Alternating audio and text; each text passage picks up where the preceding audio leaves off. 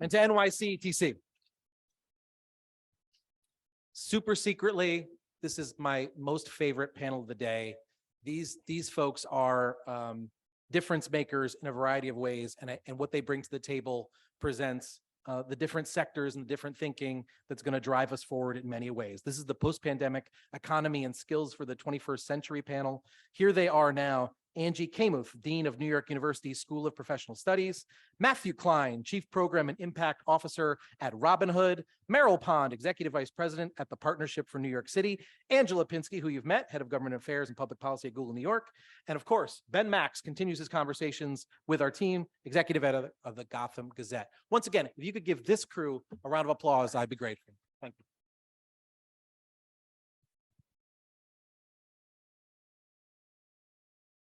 All right.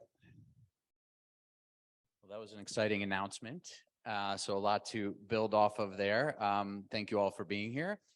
So if you could each take 2 minutes and hold yourselves back from solutions and ideas for the future in this initial answer, but just take 2 minutes each and talk about how you see the sort of economic landscape right now, the workplace landscape in New York City and beyond, if you would like. But sort of set the stage how you're thinking about it from your perspective, your organization's perspective, where we're sort of at right now. It's been referred to by some as a very sort of mixed signals moment. There's been a lot of growth.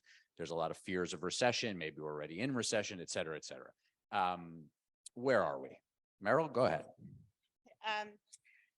So I think right now we're at a very tenuous point in the economy. We came through the pandemic with a very uneven impact across different sectors, as many of you know. The city's economy actually did quite well because the highest paying jobs were able to be done remotely. Wall Street was strong. Now we're shifting. And Wall Street is not doing well. And we're seeing lots of hiring freezes happening at these top law firms, financial firms, which is important because that sector represents about 25% of personal income tax revenues for the city, which supports a lot of the programs and organizations that you all work for and that we support. So I think the Great Resignation is over. I think now we're seeing people taking account of where they're sitting, their jobs. They're fearful of losing jobs at all levels. And I think we're at a very much of a tipping point. Thank you. Matt? Hi, first of all, just thank you for having me. It's a pleasure to be with you and all of the folks in this room who are Robinhood's heroes. You all are doing the work. To state the obvious, I don't have to tell you, but first and foremost, the pandemic hit the folks we care about the hardest. Higher, job loss for those who are low income, who are Black, who are Latino, slower recovery for those same groups. On the plus side, going into the pandemic, we saw wage growth on the bottom, which was the first time in a long time increasing share of wage growth was going to the low end. And more recently, we've seen pressures on wages go up. So one thing to just notice, the impact of the minimum wage has been extraordinarily positive. And that's a key aspect that affects so many of the folks we care about. Similarly, lots of concerns going forward. So we're at the moment now where, as hard as it is, it's likely to get harder. We have, at this point, folks coming back into the labor market at the lower end, which is good, attracted in part by the lift in wages.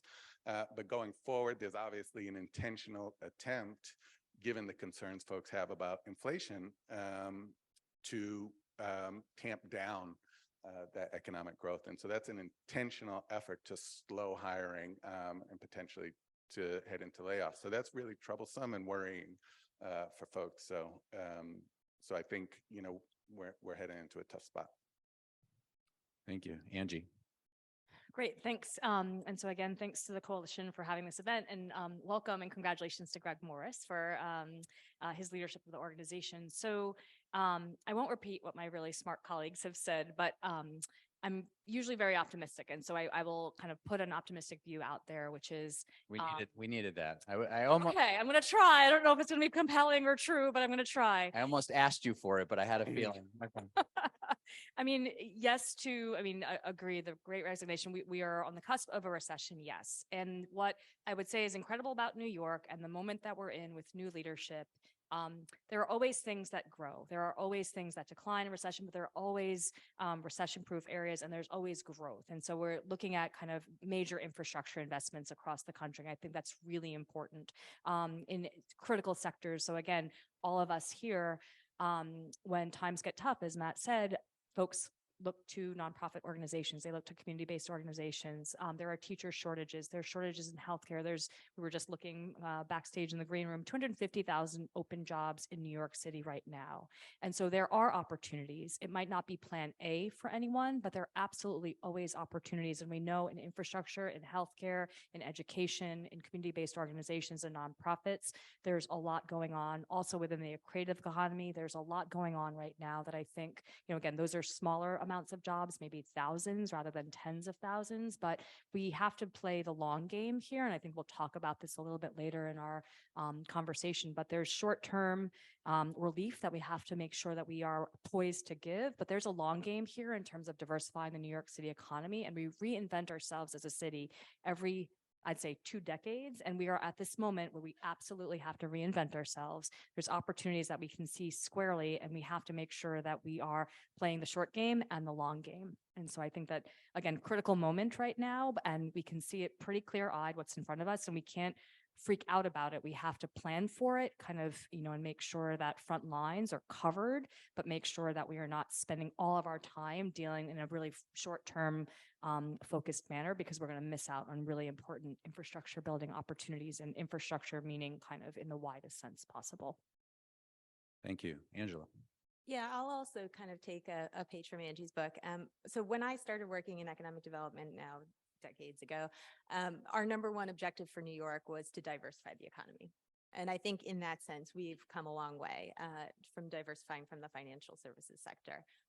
After 2009, with the financial crisis, I had a lot of very panicky moments where I was looking for someone to tell me the answer. And someone gave a speech, which I'll always remember, is that New York has these natural disasters, it has these man-made disasters, but each time in its history, it's come out stronger. And I believe that that's going to be the case again, too. The question is, are we going to make smart decisions as we rebuild?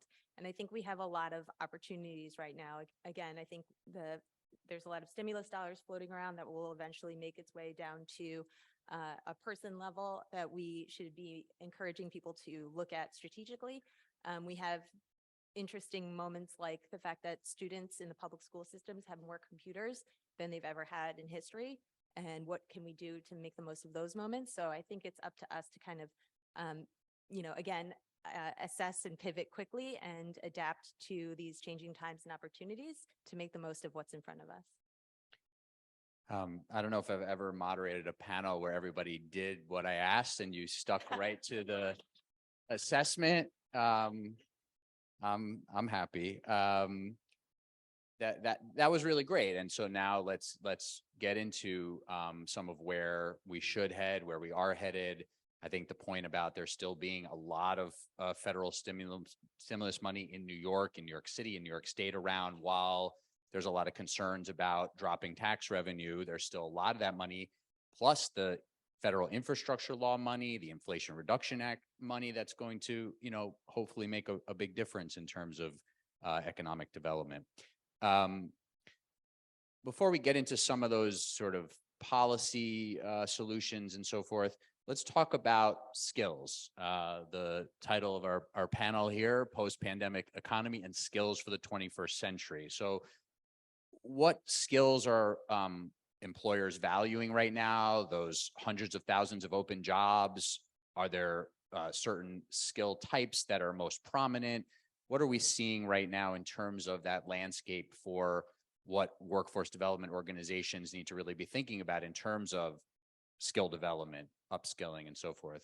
As far as I'm concerned, anybody can jump in, but it's also cool to just go in the same order again. So I'm happy to Oh, good. start. So, I think this is probably at this point, maybe 4 years old. I want to say that Burning Glass maybe had the first, I think it was like a skills wheel with 14 skills divided. And I feel like I've seen it now a lot attributed to other organizations, but there are 3 sets of skills. There's business enabling skills, there's technical skills, and there's human skills. And those are, and so again, examples of business enabling are project management, Excel and kind of data types of skills. On the technology skills, whether it's coding or data analytics rather than kind of data kind of management. And then on the human skills, just really good time management, really good supervisory skills, really good communication skills. And so again, if I had a dime for every time an employer said, I'll train in the technical skills, I just need someone who shows up on time, right? Raise your hand if you've heard that and are sick of hearing that, right? It's not really about that. And so I think the skills have to be something in each of those three categories, the human, the technical, and the business enabling. And so again, it could be any version of those, but I do think whether it's an educational system, whether it's in a college system, a post-secondary system, or a nonprofit job training system, we have to work on some skills that are in all of those categories. And I think, it's not one track. I think that whether you're in healthcare, education, or manufacturing or supply chain logistics, you still need human skills, you need some technical skills, and you need some business enabling skills. And I would add to that, the shift I've been seeing in the last couple of years, and really in the last year, is employers wanting employees who can be flexible and have all of those from those three different buckets, but also have the human skill and business skill to change because the jobs are changing so quickly and employers are asking employees to shift on the go. And I will say, just project management comes up as number one in almost every single sector. And that to me is flexibility, because that's what you're doing as a project manager, is you're pulling together different people, you're figuring out whose strength is where, and then figuring out what needs to happen when, and that's all about flexibility. I just say, I don't pretend to know what every business in every sector is looking for. I think I totally agree with the general statements being made. It does say for me that as folks who are outside of that specific hiring, we need to be close to who is doing the hiring. And so, I know this group is, sector-based, employer engaged, being able to be close to the folks who are doing the hiring to have them tell us what they need and have our program models be totally linked to that as well. And then just adding to the general list, though, learning how to learn, and I think that goes with the flexibility. Things do change so much. So demonstrating and having people understand that that's a lifelong approach. Yeah, the one other intangible I'd throw in there is the problem solving skills, which as a person who participates in a program, if someone was like, you need to know how to problem solve, I'd look back at them and be like, what does that mean? I have no idea how to learn that skill. But I think what has become a norm is the project-based learning experience. So the, apprenticeship model, the internship model, the being able to work on a team in an environment where you're replicating the actual types of work experiences that you will face has become a critically important component of some of these training programs. Which is why the DOE's new initiative around student pathways with embedded career connected learning from 9th grade does two things. One, slight touch in 9th grade for both the young person and the employer, because you have to bring the employers along and let them figure out how this works too, and moving up through internships and apprenticeships in the 12th grade and even into CUNY or their post-secondary, which I think is critical. It's what Angie's saying, is you're not going to get where you need without those skills.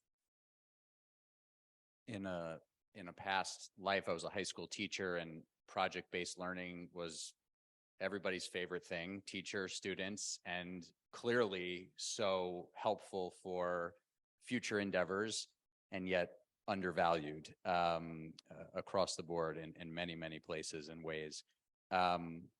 So that ties into the landscape of workforce development programs, higher education, K-12, you're mentioning the DOE. If you could each sort of assess a little bit where we're at, but what are some changes? Maybe something that's a little bit low-hanging fruit, something that's big idea, to change things and to improve the ways that people are being prepared in New York for the jobs that are available for these skills that you just outlined. Maybe you each have one and one, a lower hanging fruit solution and a big idea.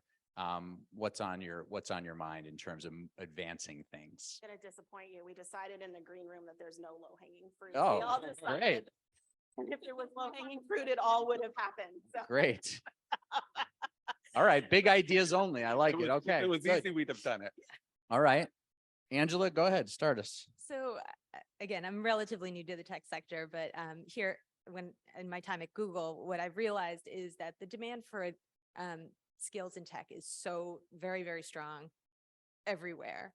And so what I'm seeing is that a lot of the tech companies themselves are starting to produce a lot of content for learning and teaching, and they're developing a lot of the curriculum for creating skill sets in people that they want to then employ. And that is something that I haven't seen, at least in the other sectors that I've worked in. And I think it's an interesting model. It kind of fractures, like, you know, the different sources of where these curriculum can come from, but I also think it presents an opportunity. What I also am observing is that Google as a company, it sort of, I call it the last mile of delivery, you know, that trusted partner to the person who could potentially be someone who acquires these skills, who doesn't know that they want to work in the sector, doesn't fully understand. It's very hard for a company like Google to adapt to every market that it's in to provide those skills. And so that bridge is a critical component for us to rely on the nonprofit sector, the public sector heavily in order to do well. New York, I think, has a ton of really great organizations. Not a lot of cities or places have sort of the infrastructure that we do. So I think in a lot of ways, New York can be a model that can be replicated in other places if we can do this well. Well, just two things that come to mind. I mean, one is, you know, just basics, getting more folks who otherwise wouldn't get good jobs into good jobs. And second is making more jobs good jobs. The two go hand in hand on getting more folks in. I mean, it's all the stuff we've been talking about all day. And some of the work, I mean, to give credit to the administration and the future of work, I do think they are pointing at critical pieces of doing more of what works, of using data to do that, of integrating different, you know, education and workforce systems, all things that are, you know, very easy to say, very hard to do. On the making more jobs, good jobs, I mean, we can't lose sight. I mean, the minimum wage, again, moved more people out of poverty than almost anything except child tax credit. You know, with inflation, we need to be thinking about tying that minimum wage increase to inflation increase, so it doesn't continue to erode. We need to think about classification challenges in the sector. So there's got to be a similar effort to make jobs that people are getting better jobs.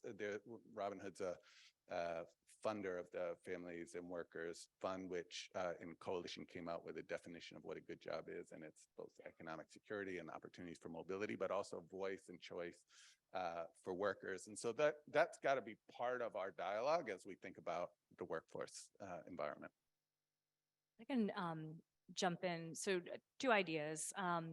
And again, what at a macro level terrifies me is if you just look at all of the economic data when we're at 3.2 days in the office, that is a huge economic hit to the city in terms of our tax revenue, right? So we really have to shore up getting folks to work. And so if you believe that to be true, I've got two ideas. One is I think we need to figure out as a city kind of at scale, 24 hours, 7-day a week childcare. We cannot figure out our local economy, I believe, without figuring out childcare. And it's incredibly important. You look at kind of, and again, that could involve policy recommendations in terms of where and how childcare, the types of facilities that we can use for childcare. But I think that we cannot imagine kind of a full and robust and inclusive economy without that. So I do think I think it's low hanging fruit. It's hard work, but it's so obvious. And I actually think it's so critical. The other piece on the education side, so that's the short game. The long game for me, I've become mildly obsessed with the, I'd say, durable skill of design thinking. And so years ago, we had sort of computer science for all. I think design thinking for all. The reason why I love this is it gives people agency. It teaches people how to be an entrepreneur. It teaches folks how to think about their lives. You can apply design thinking to yourself, to your life, to your community, to your education, to your family, to a business idea. And I think that getting skills like that into our elementary schools, middle schools, high schools, colleges. I think as we look at baby booming baby boomer age bubbles as you look at people nearing retirement or at retirement, but who still need economic security, helping them to think about how they can be entrepreneurs through a design thinking lens is really important. So I think design thinking for all would be my second idea. And I think that goes into the flexibility that we were talking about as well, because that teaches you how to be a flexible thinker and work within your career pathway, no matter which way the road goes, which I think is critical. I think the two things, one big picture, one smaller picture, which is also a big picture, but big picture, and this is starting to happen, is I think we need to stop thinking about the workforce development system as over here and education as over here. K through 12 is workforce development. Like that is what it is. And we need to, so we need, and that's starting to happen. You know, I think earlier today, the Future of Workers Task Force, you heard a bit about what the work they're doing. There's the right people are at the table. So I'm hopeful that that group is pulling together DOE, CUNY, other post-secondary, like Angie, et cetera, as well as the workforce development and employers. So that's a good start. Hopefully we can get to a system where all of those systems within the system speak to each other so that we can see where people end up and then direct them in the right way, whether they need to go to a workforce development organization, et cetera, for further skills training. I also think picking up on Angela's idea of using a lot of the material that's coming out of the private sector. I mean, this, you see it in every sector. Tech is one of those stars in it, but a lot of companies out there have this material that they want to share and they want to figure out, and it can't just be a one-off. It can't be just, you know, Google goes in for a day and does one thing. It has to be consistent throughout the school year and then also into the workforce development organizations. Like, why not? You know, I know the schools are always the easier target for that stuff, but let's broaden it out and get the private sector more engaged in the workforce development on a day-to-day. So you each have under a minute for this last one, and then unfortunately we have to wrap up. So there's a lot of, you're getting at this a bit. There's a lot of players on the field here. There's organizations represented in this room, obviously, which may or may not include some of the following: CUNY, the mayor's office, state government, on and on. Lots of players on the field here because this is talking about all of society, basically, right? Name one entity that needs to start thinking differently about something, or some way of doing things, some way of thinking that needs to change somewhere in this larger ecosystem, the socioeconomic reality that exists right now. There's a lot of reinvention happening, post-pandemic economy, task forces, et cetera. Who's got to start thinking differently about something? Matt, start us off here. All right. Well, look, I'll say ourselves, private philanthropy. I think one of the, and I know it's come up today, is that like, and to some of the points that have been made today, that New York has it all. We have the strong organizations, we have the civic kind of perspective and philosophy that focuses and cares about equity. We have enormous resources and capabilities. We also don't have enough like working of together or honoring the resources that it takes to work together. So, you know, to Angie's point around childcare, I mean, childcare is a huge driver in whether or not people can be successful in entering the labor force. So, by the way, is mental health access. You know, so by the way is having stipends to be able to participate. So is emergency cash to be able to. So there are the elements that are present in the city, represented by different organizations.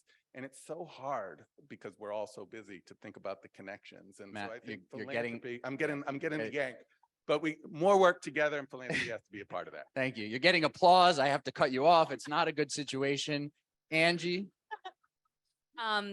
So I'll take a cue from you. So higher education, we are funded. Everything about our system, everything about our business and financial model is for degrees. And we have to wake up finally to the fact that we need post-secondary pathways that are affordable for individuals, that give real skills that can lead to jobs. And I think post-secondary institutions were just not structured for it.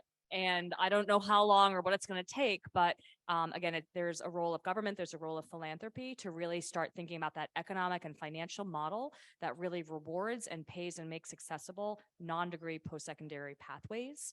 I don't understand why we don't have that yet. Again, there's a lot of advocacy around TAP and other places, but we have to figure this out.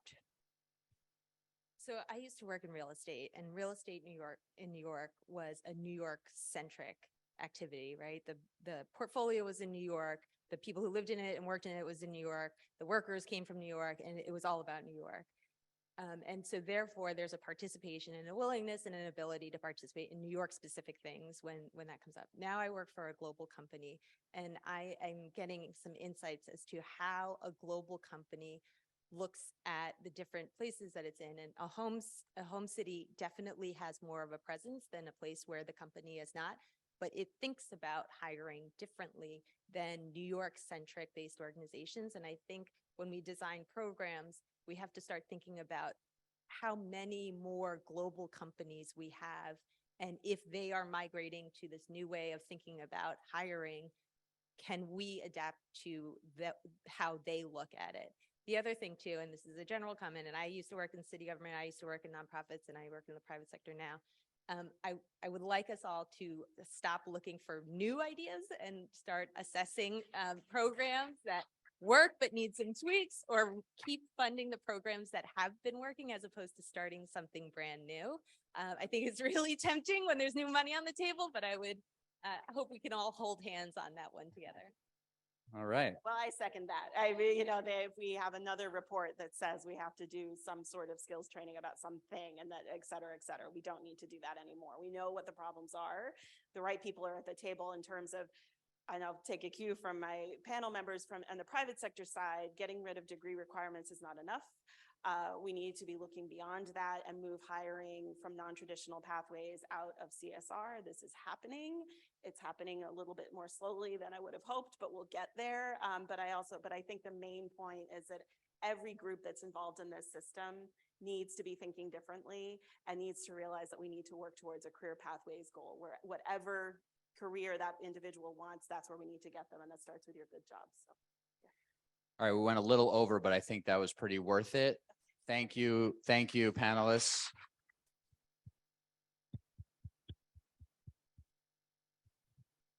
And just in kicking it to Greg, I'll just say, as a political journalist listening to that,